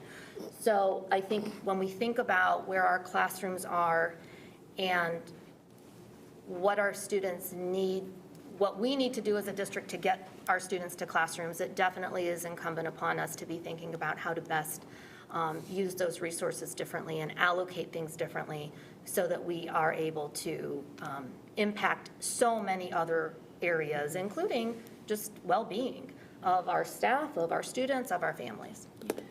Thank you. We're gonna move on.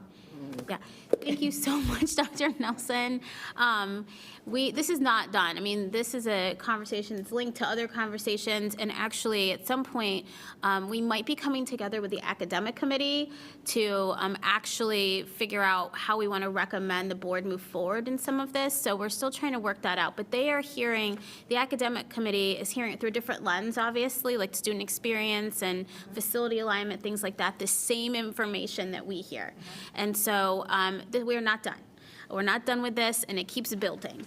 So we are going to go ahead and move on. So thank you so much, Dr. Nelson, transportation team for helping her, finance team for helping. I love the collaboration on that presentation. Okay, so we are going to go to item 4.4 and introduce for discussion a commitment around green energy and carbon neutrality. We had several speakers come and talk to us about that. And this is something that, let me just start off by saying the district has already taken steps in this direction. A lot of it is kind of curriculum-based with our kids, so you will see gardens and you'll see recycling programs. We have done a lot of recycling. We've planted trees on our property. And so I think as we start to consider, our permanent improvement funds now, we're considering a larger scale integrated building facility kind of plan that our operating officer is working on. We can begin now to talk about this at a bigger level and talk about it from an organizational facility level, not just an on the ground kind of doing a great thing for the environment. And also, talking about it under an academic lens, because we are developing the future workforce. And so what I wanted to do was just introduce the topic to us. Unfortunately, tonight, Sustainable Columbus could not make it, but I'm going to invite them back to our next committee meeting so that they can give their full presentation about what this is.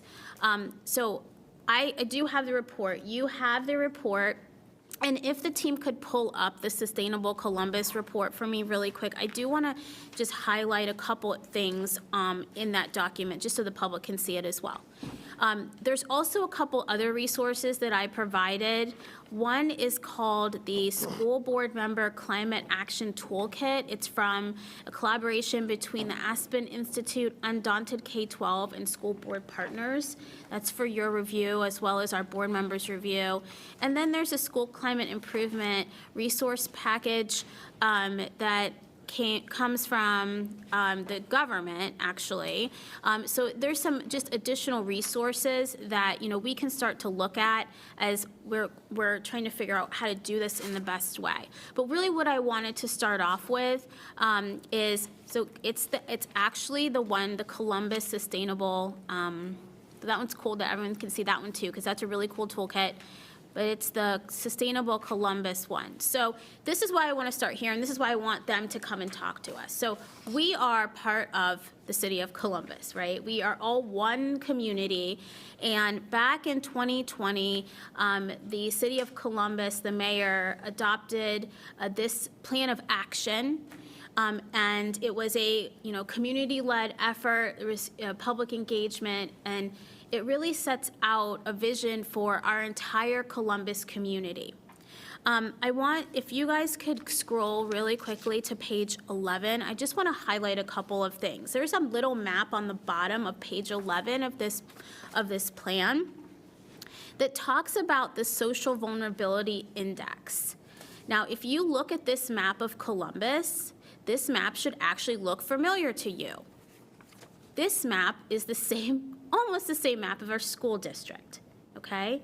And so these are areas of the city where, when we're looking at equity and transparency and we're looking at impact to neighborhoods, that the city is highlighting, where the highest needs of vulnerability are, and that's those darkest areas. We know that in areas where there are, and if we want to scroll to page 64, there's another map, areas of where it's just too hot in the city, where we don't have a lot of green. We know that we have health impacts to our families and our kids. There's more instances of asthma. And what do we know when we see that? It impacts what's going on in the classroom.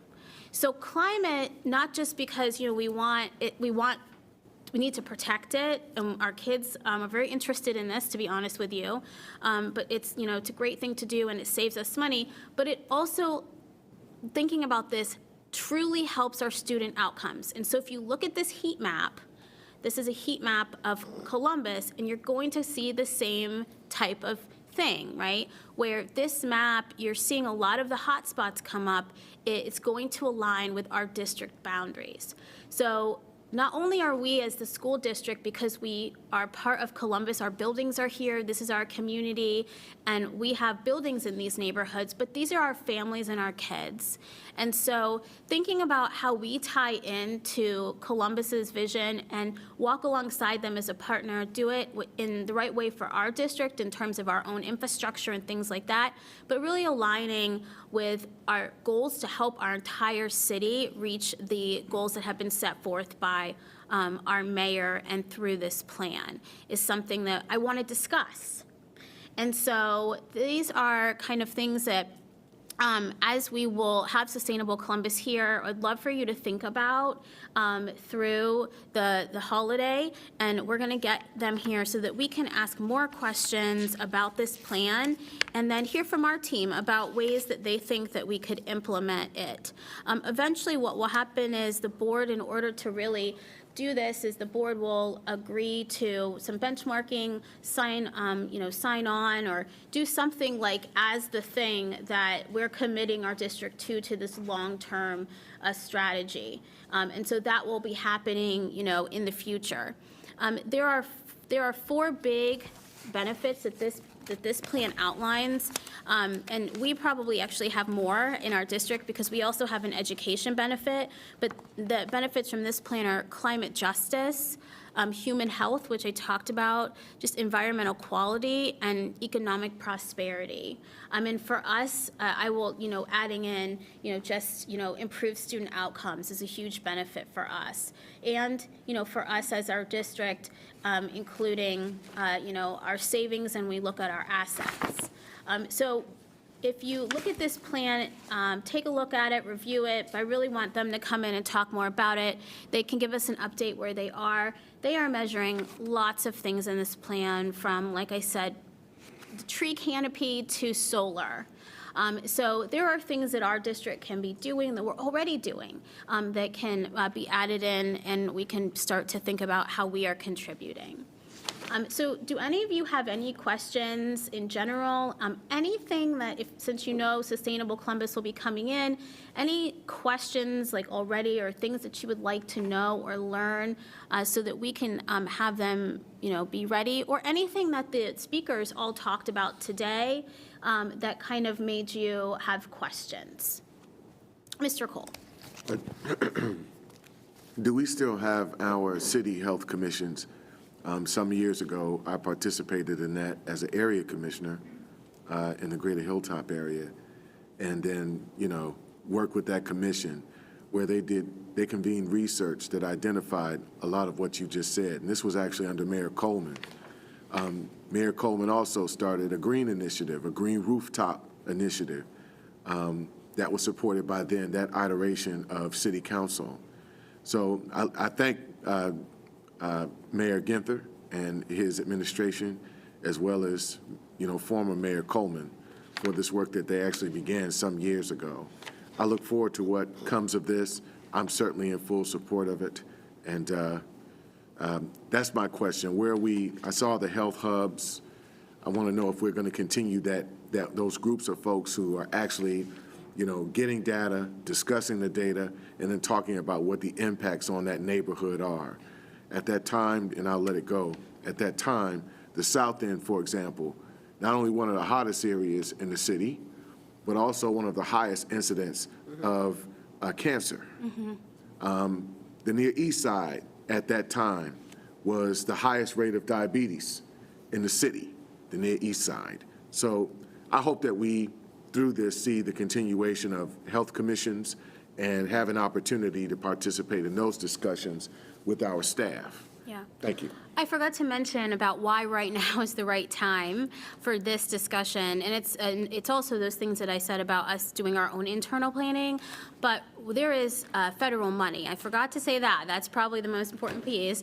There is federal money out there right now, and a lot of school districts around the country are tapping into that money as a resource to, improve their infrastructure and their green energy, even sometimes as test projects. So those things are, a lot of it, where I think we're seeing solar, but there's certainly a lot of other projects, including like electric buses and things like that. So, we definitely, with, changes in the federal government coming up, definitely want to make sure that, we want to gather all the resources out there that we can, if we decide that this is something that is important. And so that's the discussion we're going to continue. The board will be discussing it as well.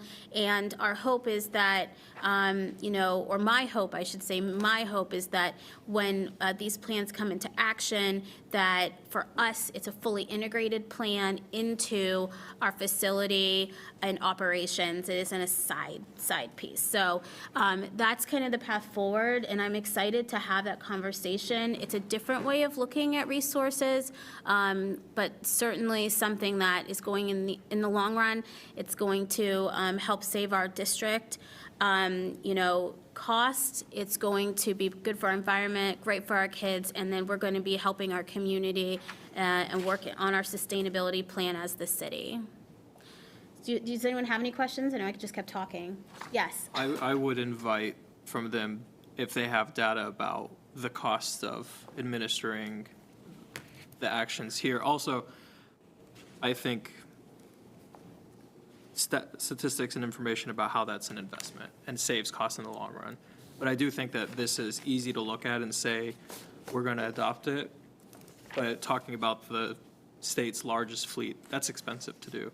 So in order to be able to enact that, you need to be able to show that it's proper investment. Right. So any statistics you have about that, I think, is most critical for the.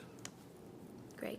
Also, if they have developed a school program where students could get credentials for graduation with this plan, like FEMA, high-wage jobs, so our students would benefit, especially our seniors, to go into city planning, sustainability, whatever, an educational plan, where they come into our schools.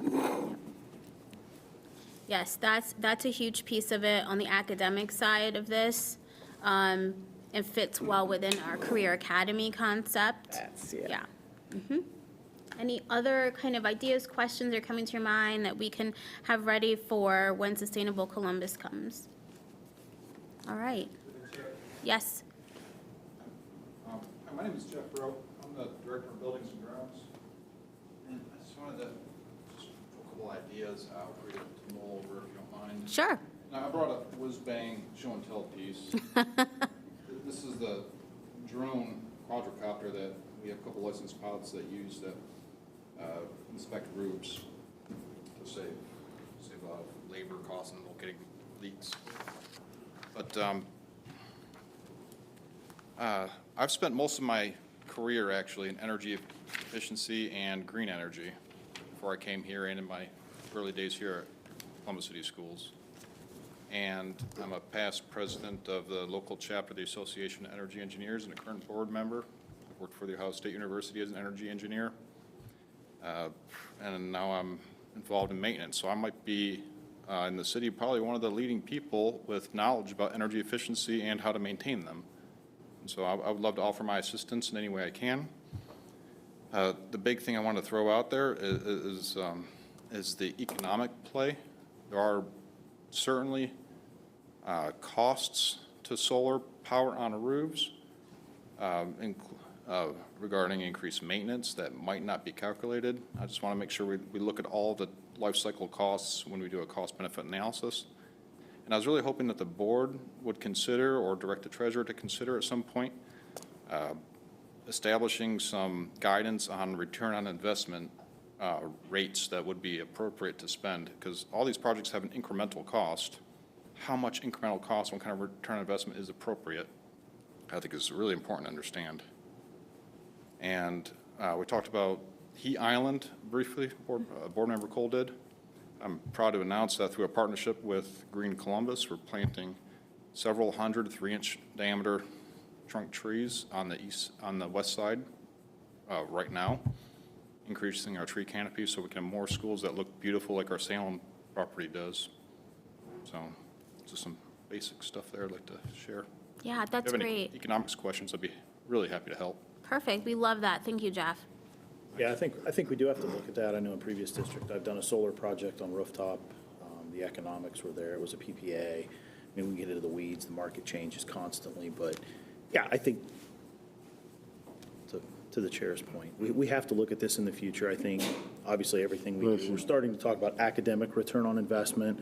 I think every decision we make in the district needs to have that ROI looked at. Again, I've said it clearly in the past, that every dollar we can save here, we can drive into the classroom. We heard that tonight with special ed. So it's feasible, it's doable. I think the first step is to kind of come up with that plan and then work towards sustainable implementation of this along with that economic component. But I've done a little bit of that. I'm a supporter of it. I think we can look at that into the future.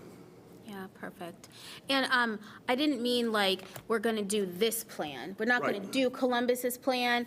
We have to do our own plan. Ours.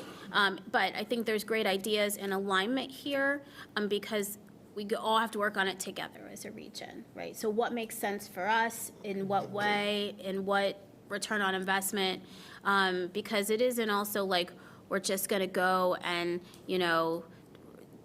change all our HVACs. That's not what we're doing right now because, we've made investments. We got to do this in the right way. And so this is why it's just the perfect time to talk about it, because you guys are all starting that work with, permanent improvement, with how do we do life cycle, how are we updating and upgrading maintenance, how are we looking at return on investment. So it's a perfect time to just think about how do we now, or can we implement this sort of a thing when we're also looking at sustainability and energy efficiency. And you've been doing a great job at it, so.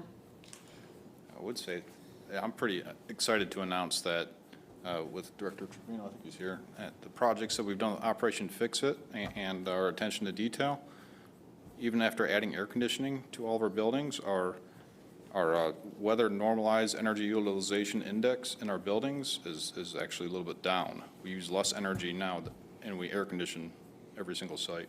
That's awesome. We need to talk more about that. So we do a lot of energy efficiency stuff. Yeah, we need to capture that. That's part of it, right? Being able to capture everything that we've been doing. So I love that. Thank you. Thanks.